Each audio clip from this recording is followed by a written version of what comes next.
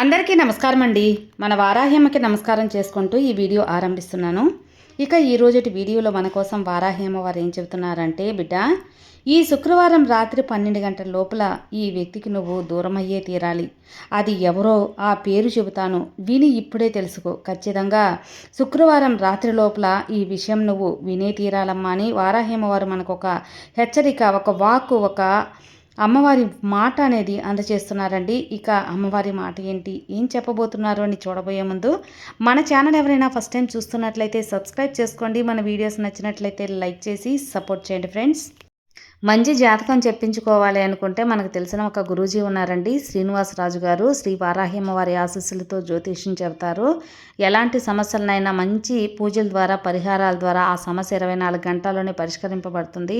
అంతేకాకుండా స్త్రీ పురుష వశీకరణ కూడా చేస్తారు. విద్య, ఉద్యోగం, వ్యాపారం, రాజకీయ సమస్యలు, సంతాన సమస్యలు, భార్యాభర్త మధ్య గొడవలు, ఇవన్నీ కూడా ప్రాబ్లమ్స్ని సాల్వ్ చేస్తారు. అంతేకాకుండా జాతకంలో దోషాల వల్ల పెళ్ళిళ్ళు ఆలస్యమవుతున్నా, ఉద్యోగం ఆలస్యమవుతున్నా, వాస్తు దోషాల వల్ల ఇంట్లో గొడవలు, డబ్బు నిలకడగా లేదు అనుకున్నా, ఇవన్నిటికి కూడా గురువుగారు చేసే మంచి పూజల ద్వారా, పరిహారాల ద్వారా మీ సమస్య అయితే కనుమరుగైపోతుంది. మీరు నమ్మకంగా ఒక్కసారి గురువుగారికి కాంటాక్ట్ చేశారంటే మీ ప్రాబ్లం అయితే తీరిపోతుంది ఫ్రెండ్స్. నేను చెప్పించుకొని నా గురువుగారి మీద బాగా నమ్మకం కుదిరి నా ప్రాబ్లం తీరిన తర్వాతే మీకు తెలియపరుస్తున్నాను. సో స్క్రీన్ మీద కనిపిస్తున్న నంబర్కి కాల్ చేయండి, మీ ప్రాబ్లం తీర్చుకోండి. సంప్రదించవలసిన నంబర్ 9660606444. ఇక మన వారాహి అమ్మవారి వాకు ద్వారా, బిడ్డ, ఈ వ్యక్తికి నువ్వు దూరమయ్యే తీరాలి. అది ఏంటి అని పూర్తిగా నేను తెలుపుతాను. ఈరోజు నేను ఈ సందేశం ద్వారా నీకు కొన్ని విషయాలు వినిపించాలమ్మా. మరి నువ్వు వినడానికి సిద్ధంగా ఉన్నావా? ఈ శుక్రవారం రోజున ఈ అమ్మ చెప్పే సందేశం నువ్వు విని నా మాటలు వింటూ ఉంటే ఆందోళనగా ఉందా, భయంగా ఉందా చెప్పు. కానీ దిగులు పడకు.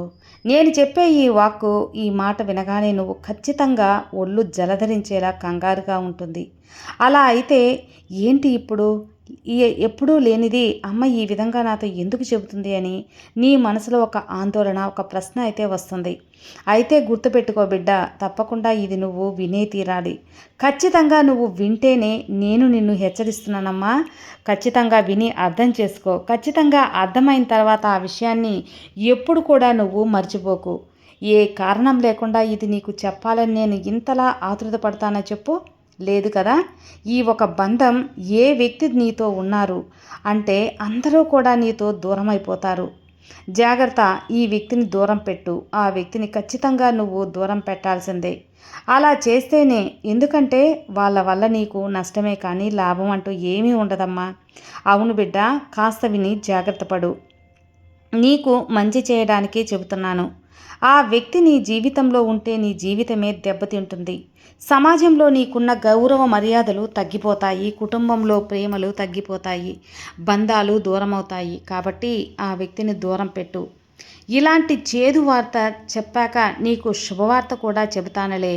కంగారు పడకమ్మా. ఏంటి అమ్మ నాకు ఇంత చేదు వార్త చెప్పింది అనుకుంటావేమో. ఎన్నో శుభవార్తలు నీ జీవితంలో రాబోతున్నాయి. అవును తల్లి, ఈ క్షణం, ఇప్పుడు రాబోతున్న క్షణాలు నీకు చాలా అద్భుతమైన జీవితం అనేది అద్భుతంగా ఉంటుంది. ఇప్పుడు నువ్వు వేయబోయే అడుగు నీ జీవితాన్నే మార్చేస్తుంది. ఇక ఈ శుభ సమయంలో, ఈ శుభదినాన నువ్వు ఆ వ్యక్తి గురించి విడిపోతేనే శాశ్వతంగా ఆనందంగా ఉంటావమ్మా. నీకు గొప్ప జీవితం కూడా రాబోతుంది. కాబట్టి నువ్వు తప్పకుండా ఆ వ్యక్తి గురించి తెలుసుకొని ఆ తర్వాత నువ్వు చేసే పనులన్నీ కూడా ప్రయత్నం చేయి. అన్నిట్లో కూడా నువ్వు విజయాన్ని పొందుతావు. నీకు ఈ తల్లి ఎలాంటి సందేశాన్ని అందిస్తుందో నువ్వు కలలో కూడా ఊహించలేవమ్మా. అలానే అత్యంత ఎత్తుకు ఎదిగేలా చేస్తాను. నువ్వు ఇలా చూడు. ఒకవేళ నువ్వు గనుక దూరం కాకపోతే ఆ వ్యక్తి నుండి నీ జీవితకాలం వాళ్ళకి దూరం కాలేవనే తెలుసుకో. తర్వాత నువ్వే ఇబ్బంది పడతావు. అందుకే వినమ్మా, ఈ క్షణాన, ఈ రోజున, ఇది నువ్వు విన్న వెంటనే, విన్న క్షణం నుంచే ఆ వ్యక్తికి దూరం పెట్టడానికి ప్రయత్నించు. నీకు ముందుగా శుభవార్త చెప్పనా? ఆ తర్వాతే బాధాకరమైన విషయం ఏంటో కూడా స్పష్టంగా చెప్తాను. ఎందుకంటే దాని నుండి నువ్వు చాలా దూరంగా ఉండాలి. కాబట్టి ఇది విను. నేను చెప్పబోయే శుభవార్త అందులో కూడా వినొచ్చు. దాన్ని ఎలాంటి ఇబ్బంది కూడా నీకు లేదు తల్లి. కాబట్టి గుర్తుపెట్టుకో, నేను చెప్పబోయే చెడు వార్త మాత్రం కేవలం నువ్వు ఒక్కటే ఒంటరిగా విను. అర్థమవుతుందా తల్లి? ఎందుకంటే ఇది చాలా మంచి అనేది నలుగురిలో చెప్పాలి. చెడు అనేది స్వయంగా నేనే ఆఖరిగా నీ చెవిలో రహస్యంగా చెబుతాను. కాబట్టి జాగ్రత్తగా వినే ప్రయత్నం చేయి. ఈ సమయం నీకు ఒక అద్భుతం కాబోతుంది. తాకిందల్లా బంగారం అవుతుంది. నువ్వు ఎక్కడ పెట్టుబడి పెట్టినా సరే అందులో నీకు ఒక మంచి లాభాలనేది రాబోతున్నాయి. ఏ పని మొదలుపెట్టినా సరే నువ్వే విజయాన్ని అందుకుంటావు.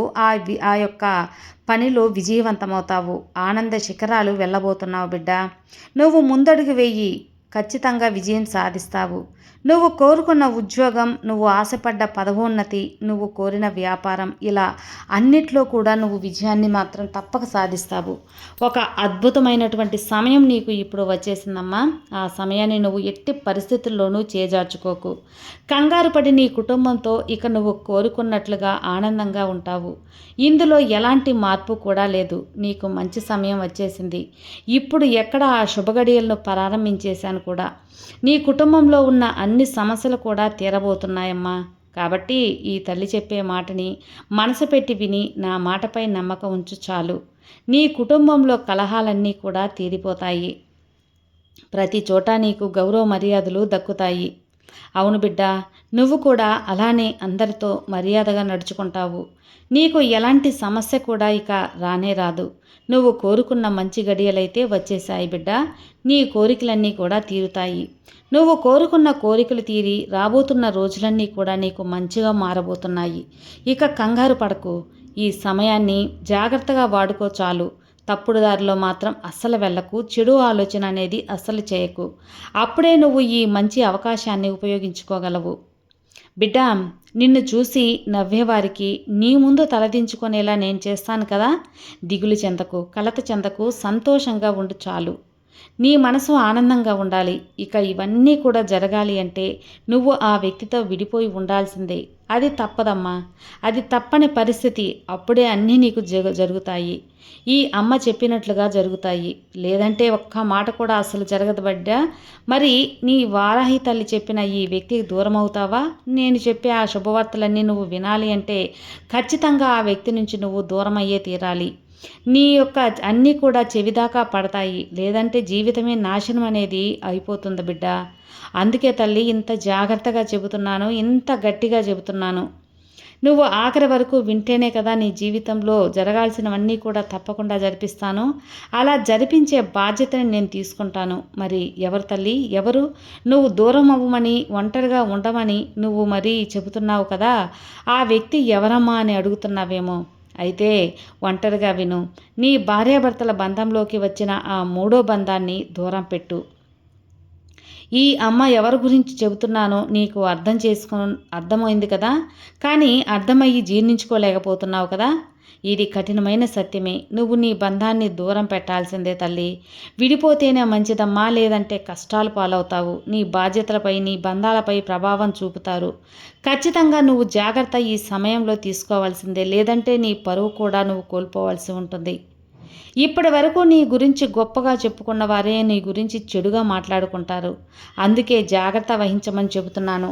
నువ్వు నీ కుటుంబంతో, నీ బంధంతో ఆనందంగా ఉండాలంటే మాత్రం ఖచ్చితంగా నువ్వు ఆ బంధంతో విడిపోక తప్పదు. విడిపోతేనే కదా నీ బంధం అనేది నీకు దగ్గరవుతుంది. మూడో వ్యక్తిని నీ నుంచి దూరం చేస్తేనే కదా మీకంతా కూడా మీ మధ్య అనుకూలంగా ఉంటుంది. అవును తల్లి, ఎన్నో అవమానాలను కూడా నువ్వు దారితీస్తావు.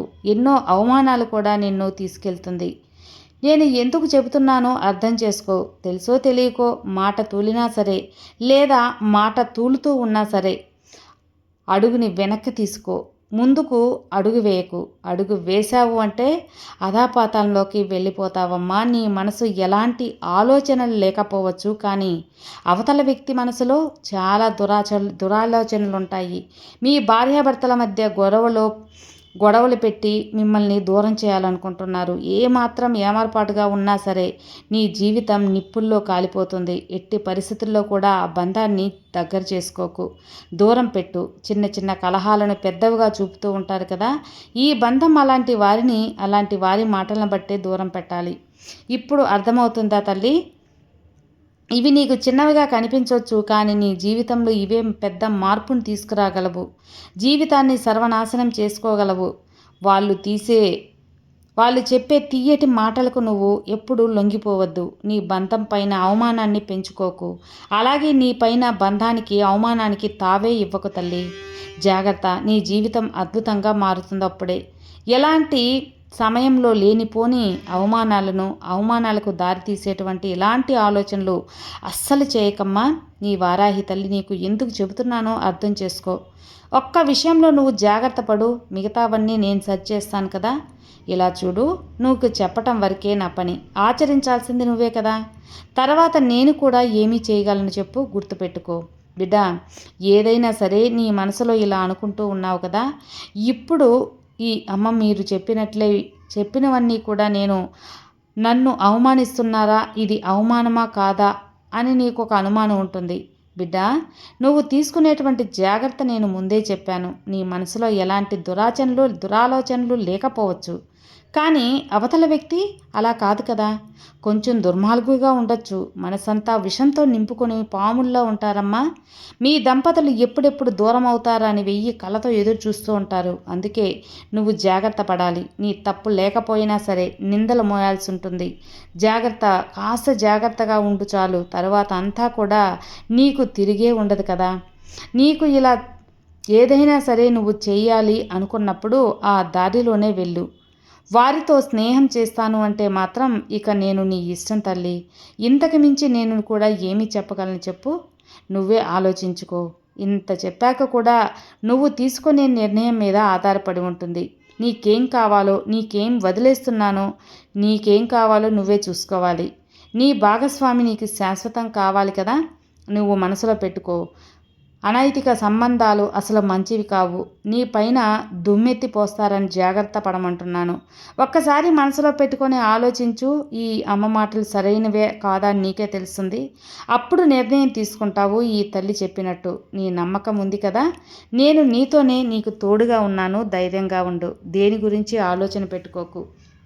నీకు అంతా మంచిగా జరుగుతుందమ్మా. ఇక ఆ వ్యక్తిని వదిలేశాక నీకు జీవితంలో అన్నీ శుభవార్తలే, అన్నీ మంచి వార్తలే.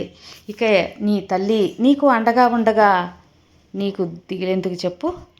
సర్వే జనా సుఖినో భవంతు. జై వారాహి.